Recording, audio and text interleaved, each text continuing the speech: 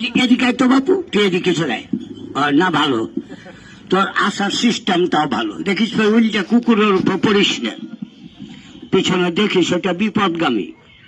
মানে একটা কথা পিছনে লাল আলা মানে বিপজ্জনক কিন্তু এগুলা তো তোর বাপ মা শিখাইবে না আমার উপরে ভরসা করে তোরাকে বিকাশে নিয়ে আসছে যে ওর ম্যাচকল বাপ আছে ওই দেখাইবে তো জি এই জিনিসটা কিন্তু করে নেবেন আর এই জিনিসটা কিনে নেবেন যদি টাকা থাকে বড় ভালো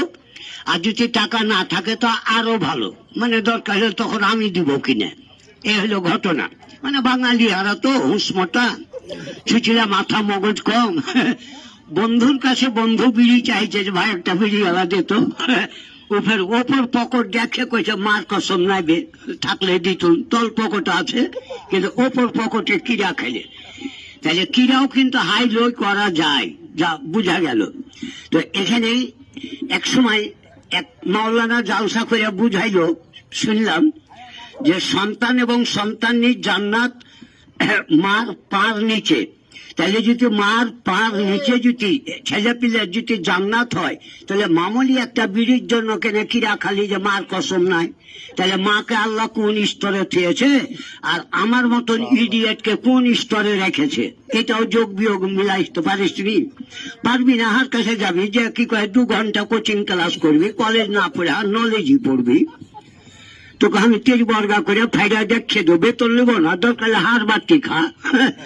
জি একদম পিওর ঘি যা মোংলা পরাটা ভাইজা সাপ বলতে গাইটা তোর মুখে হুড়িয়া ভরে দেবো তুই খাইতে পারলি হইল তোরা তো দিবি না কিরপিনি করবি যেহেতু বাঙালির আত্মা দুর্বল আত্মা নাকি কহ মুরব্বী ঘরে তালা মেরাও ফের চোদাইতে টাইনা দেখে যে লেগেছে বে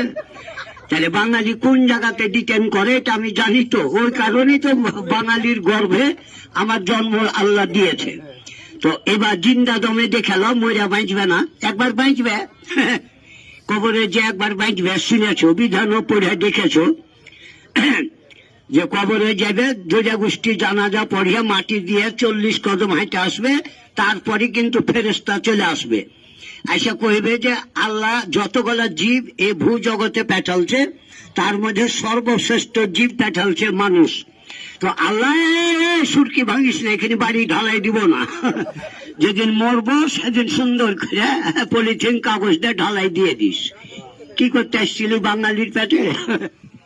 আর আসবি না আমি যদি জানতাম যে তোর কার্যকরণ এটা তাহলে অন্য রাষ্ট্রে জন্ম নিত কিন্তু এটা আমারও ভুল হয়ে গেছে না তা আল্লাহ পা লিয়া পড়ে যেত